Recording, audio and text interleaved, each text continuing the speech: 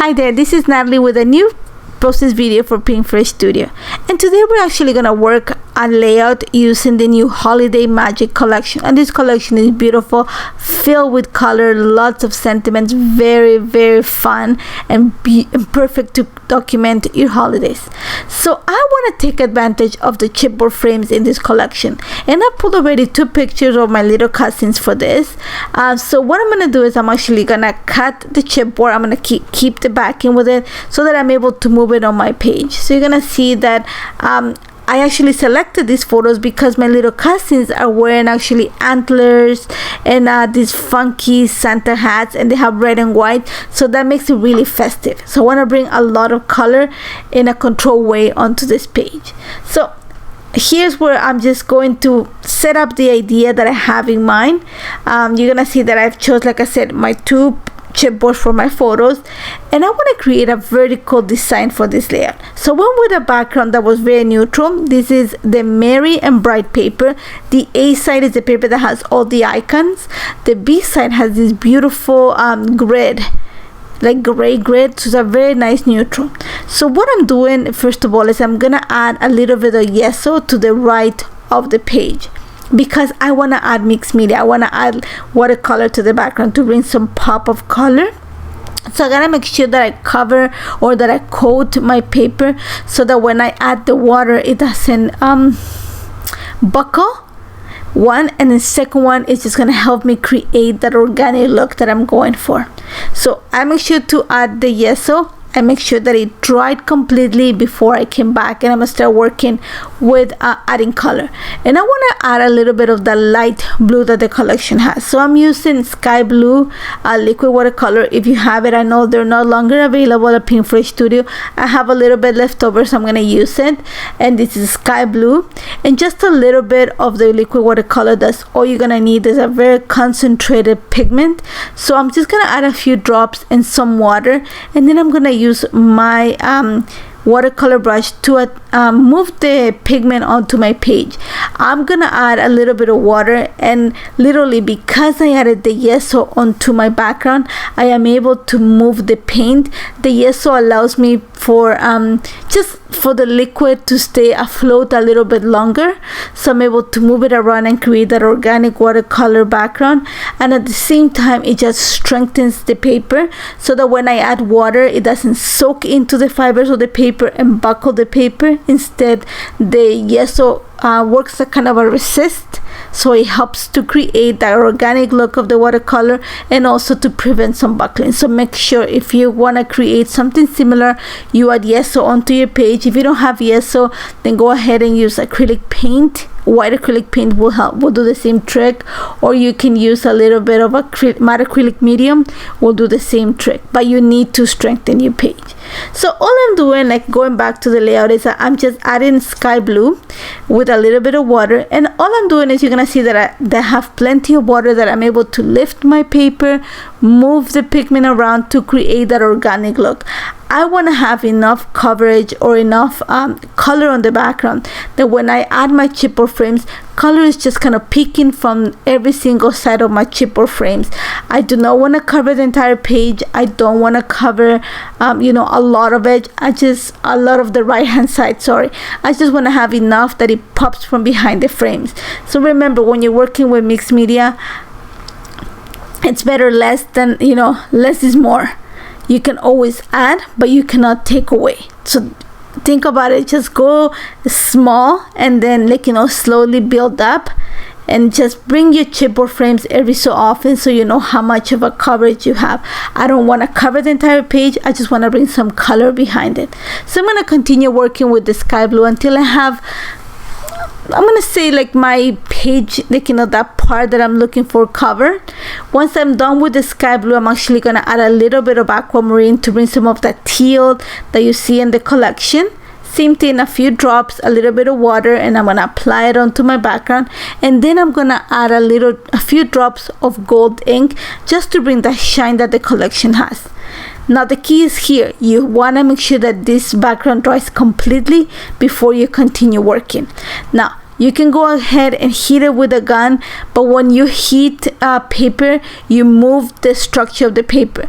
So better just take some time, let it dry on its own, and you're gonna have a flatter surface than if you use your heat gun to speed up the process. So patience is key sometimes. So I'm just gonna set it aside to dry, and then I'm gonna start working on building the extra layers or the extra embellishments for my layout. So one of the things that I'm gonna use for this layout is the layered snowflake die set from Pinkfresh Studio. I don't know if it's available no more, but I wanted something that was very, like, you know, delicate and at the same time had that holiday feel. And that because winter happens to be at the same time here in Canada, it just kind of marries with Christmas. So I went ahead and I'm using white cardstock to create the larger snowflakes, but I'm going to use the papers from the collection to create a smaller snowflake that acts as a layer behind it. So I added a little bit of yellow, some green, some red, some pink, some blue, and some teal. Again, these are all papers from the 6x6.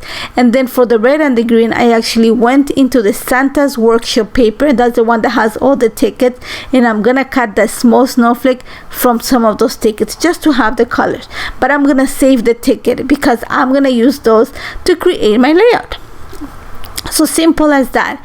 And then the way I want to actually layer my snowflakes is I want to make sure that that large snowflake is on the top. So a little bit of glue behind the large white snowflake, and I'm gonna attach it to the pattern paper one. That's simple as that.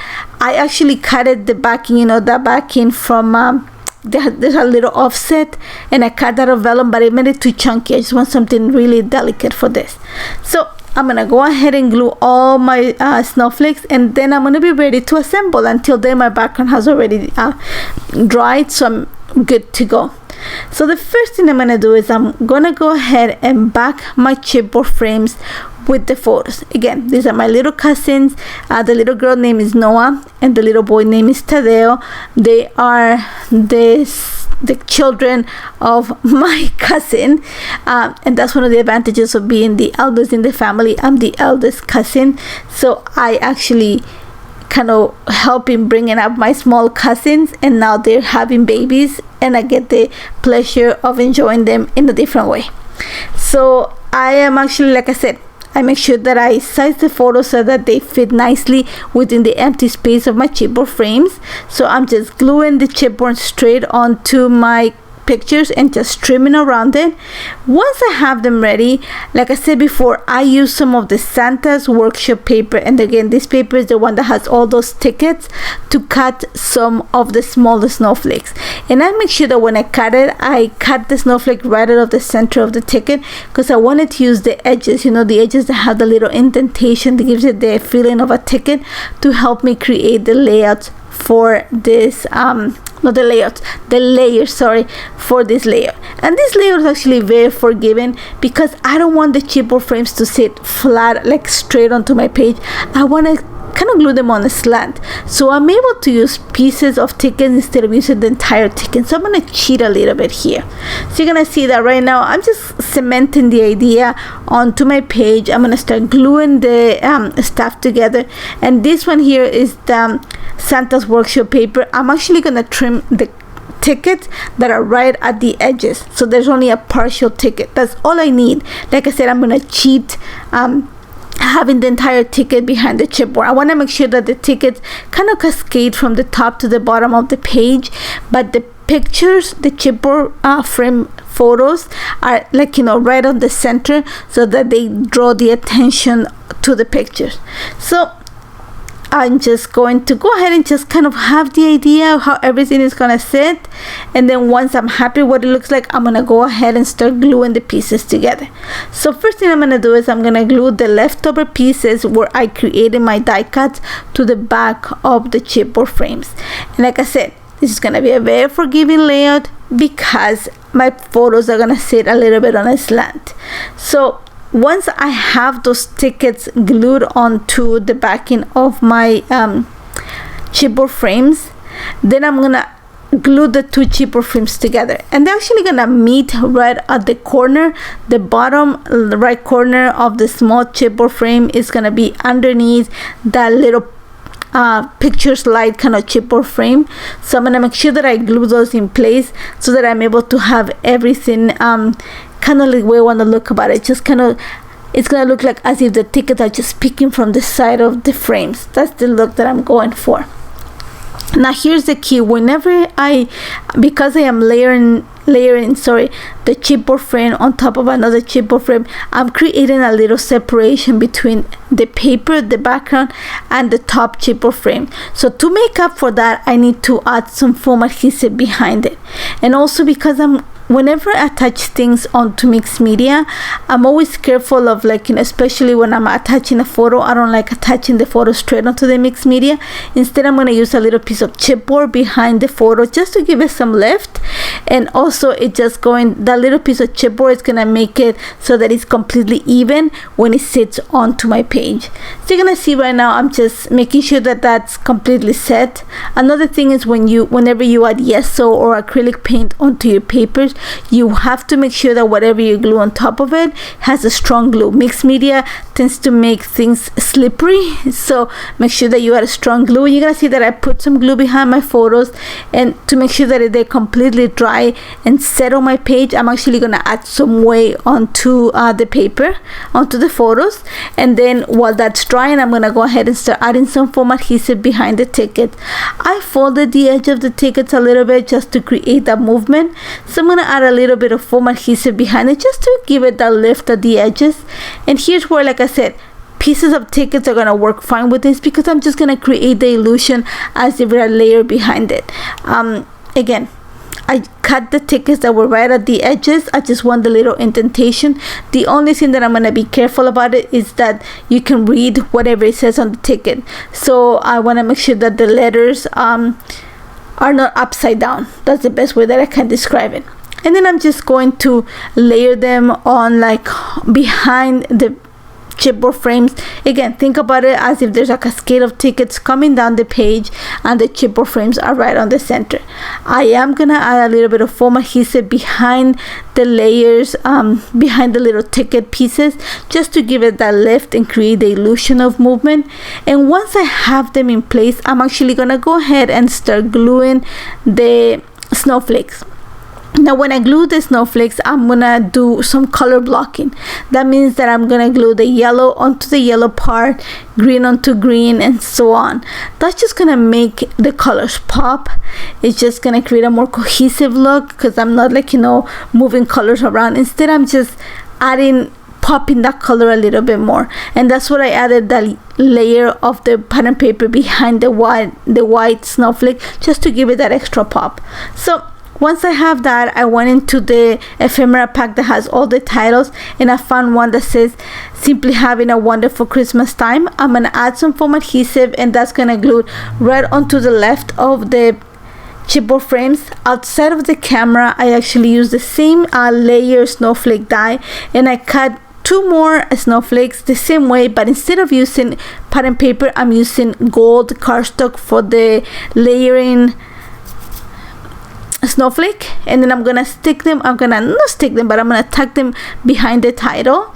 And then it's all about adding some shine. I'm using the gems to add a little bit of shine to the center of each one of the snowflakes, and I'm gonna make sure that they match the color of the paper that I'm, yellow and yellow.